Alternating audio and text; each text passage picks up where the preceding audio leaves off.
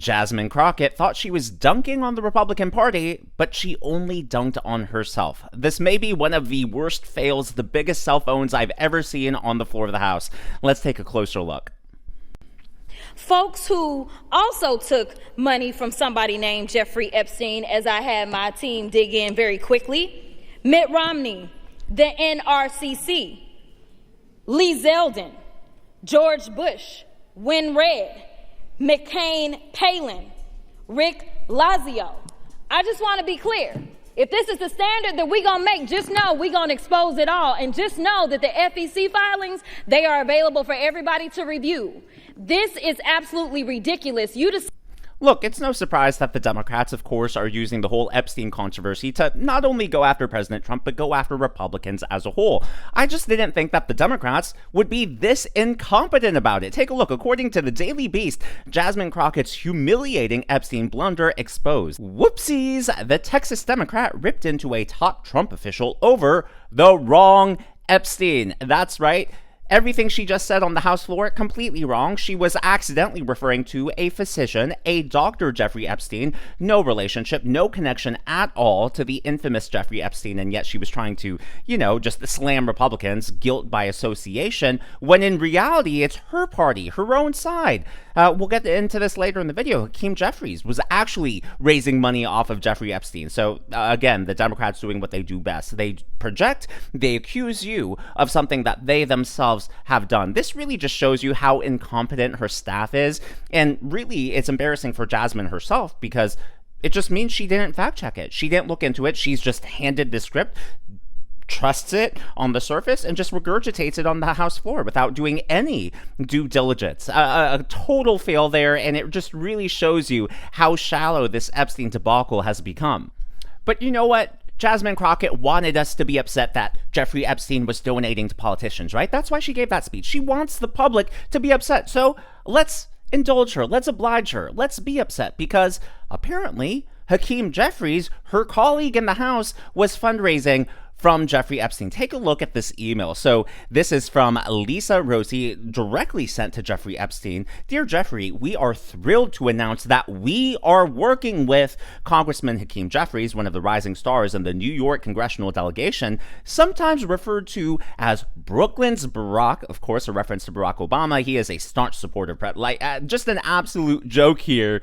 Now, James Comer actually brought up this email on the House floor. You just gotta love it. Their own words, their own actions coming back to haunt them after they thought they were finally going to get Trump. The walls are closing in. We finally got him this time, but instead the whole thing boomerangs and is being used against the Democrats. Colleagues' coordination with Epstein. Another email shows Democrat fundraisers invited Epstein to an event or to meet privately with Hakeem Jeffries as part of their 2013 effort to win a majority. So Hakeem Jeffries' campaign solicited money from Jeffrey Epstein. That's what we found in the last document batch. The files underscore why former President Trump must appear for his deposition. We've subpoenaed him. To date, the Democrats have done nothing to help us secure his appearance. I support full transparency. The Oversight Committee will continue to work to get the truth to the American people and to get justice for the victims. That's our goal of this investigation. With that, I yield back. Well, and the difference, too, about President Trump's association, President Trump's connection, and Hakeem Jeffries is, President Trump, once he found out that Jeffrey was up to no good, or once he had the suspicions that Jeffrey was up to no good, he obviously kicked him, banned him out of Mar-a-Lago, cut off their friendship, didn't want anything to do with him. This email from Hakeem Jeffries, or from his team, or whatever group is associated with him, was sent after it was publicly known that, Epstein was a rapist, a molester, a pedophile. So this is just a completely different situation here. So Jasmine wanting us to be upset about politicians raising money off of Jeffrey Epstein. Well, take a look at your own side. Your own dude is doing what you claim President Trump was doing. Well, Jeffrey Epstein was asked about this in the House, and one of the ways you can tell when someone is lying is if they refuse to directly answer a yes or no question. One of my favorite books, I've talked about this before on the channel, is called Spy the Lie, and this book is written by one of the top CIA interrogators. In fact, this guy was so competent and so good at his job that a lot of the CIA enhanced interrogation techniques were developed by him because he's so good. I mean, he's basically a human lie detector. And in this book, he goes, like, if someone is directly asked a yes or no question and they refuse to answer it directly, they basically give another answer that sounds like an answer, but it's really a non-answer that's usually indicative that they're trying to hide something. So here, Jeffrey Epstein is asked a yes or no question about that email, and instead he just totally beats around the bush here. Just to clarify, and a follow-up question on the James Comer accusations, are you saying that your fundraisers never solicited money from Jeffrey Epstein in exchange for a meet and greet? Because he's saying that there's emails proving that. I have no idea what James Comer is talking about in terms of anything that any prior consultant may have sent. I had no idea about that either, but James Comer apparently made the representation on the floor of the House that I sat down with Jeffrey Epstein, had dinner with Jeffrey Epstein, have contributions from Jeffrey Epstein. He's a stone cold liar.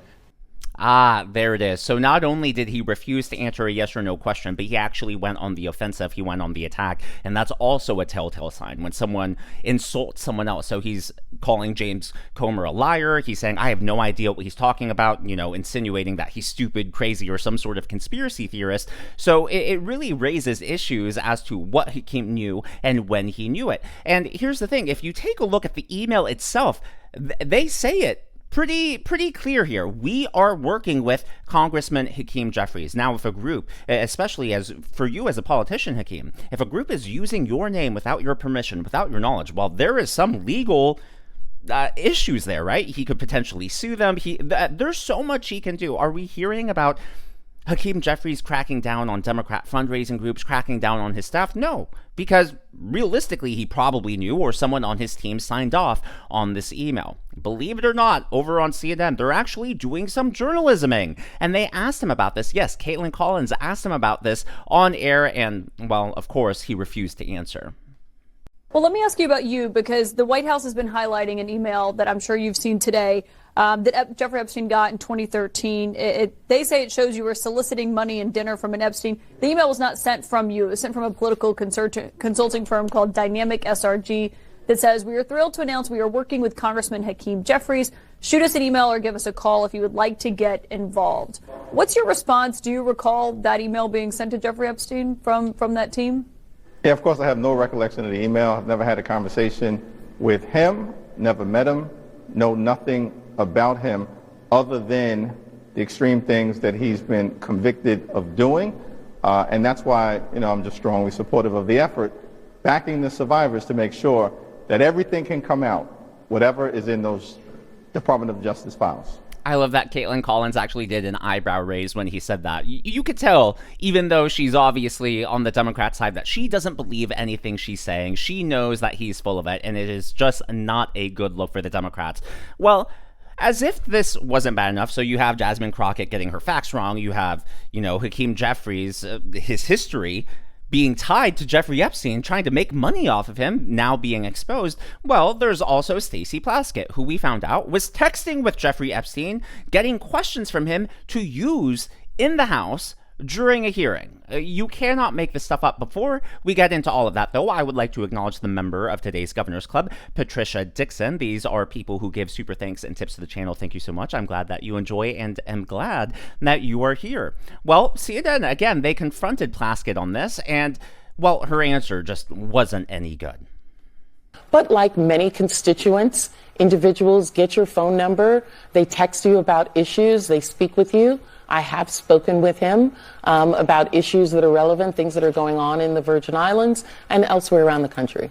Right, but on that day that we're talking about, you initiated the text exchange at 7:55 in the morning. So why were you even texting with Epstein at the time? He was a known sex offender then. Sure. I explained to people I've been a prosecutor for many years. And there are a lot of people who have information that are not your friends that you use to get information to get at the truth.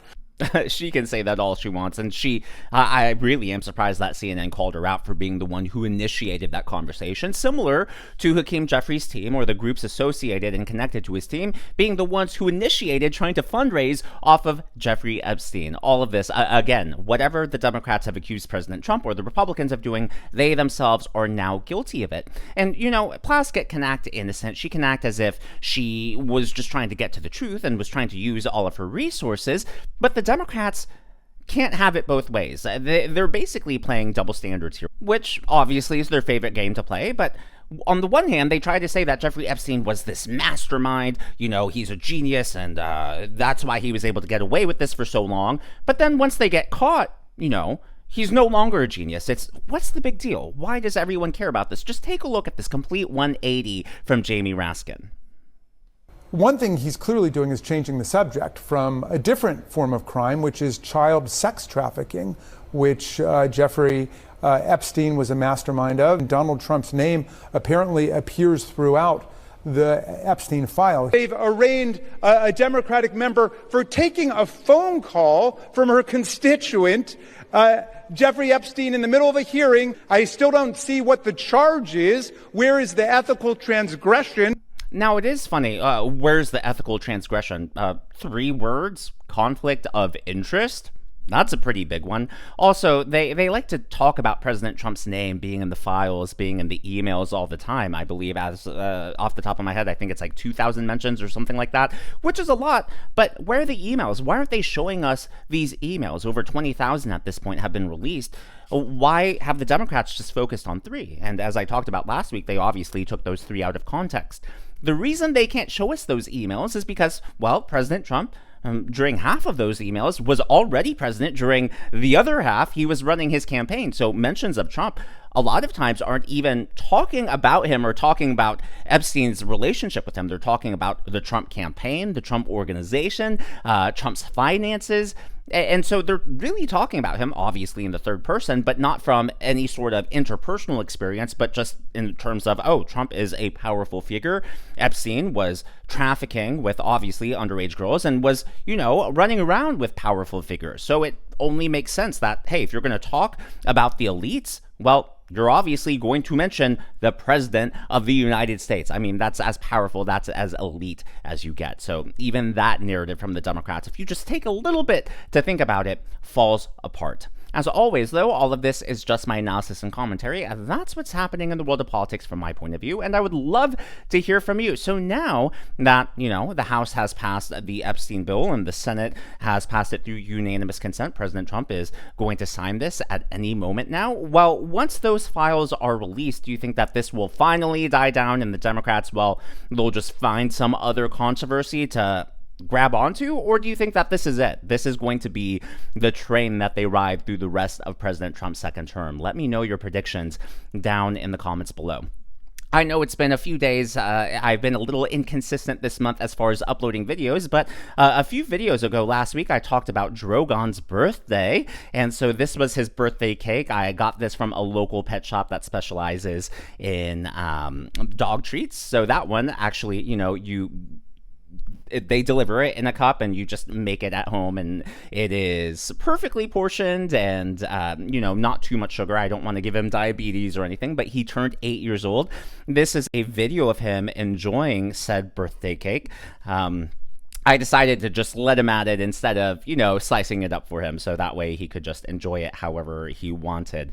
Also, part of the reason I figured I'd share an update, because I've talked about it somewhat on the channel. So this past weekend was the final for the piano competition. Well, not a piano competition. It was a music competition I was in. All sorts of instruments, violin, saxophone, voice. I feel like there was marimba. I ended up getting second place overall, which, I think in the future I'll appreciate the accomplishment. There were initially 400 entrants, and then 15 of us made it to the finals. So to make second, In a normal world, I would be happy about it, but I really wanted to win because the winner is the one who gets to play with the orchestra. So it is, a bit of a bummer. That's a long story, which I'm not going to completely get into here. Maybe one day I'll talk about it just because, it's a long story and it was quite the experience. And I've actually started looking into other competitions. One of them is the London Concerto International. So, I've learned this piece and I'd like to do it there. One day, maybe I'll share the video of me playing it. But yeah, just wanted to share that. It's bittersweet. I'm trying to be thankful and happy about second, but also, you want to win first. There were some... No, I'll just leave it at that. It's a lot of conflicted feelings. But I'm looking forward to the next competition. And as I keep practicing the piece, I will keep you guys updated. Yeah, when I was in high school... I attended summer courses where I got college credit, and one of the piano professors talked about having a life piece, a piece where you can study it your whole life because there's always something more to learn. And for those of you who are familiar with Rock 3, it's one of the hardest piano pieces ever written. It was once considered to be unplayable, so I feel like I've barely scratched the surface of this, and I think there's going to be a lot more to come. And hopefully one of these days I'll get to play this concerto specifically with an orchestra, and so hopefully the next competition I'll have more exciting news. But I did want to give y'all an update, and that's also part of the reason why it's been so inconsistent, because I spent most of last week practicing into the lead up of the competition. And I'm not gonna lie, after getting second place, I sort of was, for a few days, I just needed to debrief and all of that and just focus on other things. And yeah, it's been a good time. I'm still happy all around. If you haven't already, please be sure to give me a thumbs up. I know it's a simple thing to ask for, but it really does help me reach more viewers like you in the algorithm. Be sure to smash that subscribe button and to check out one of these videos.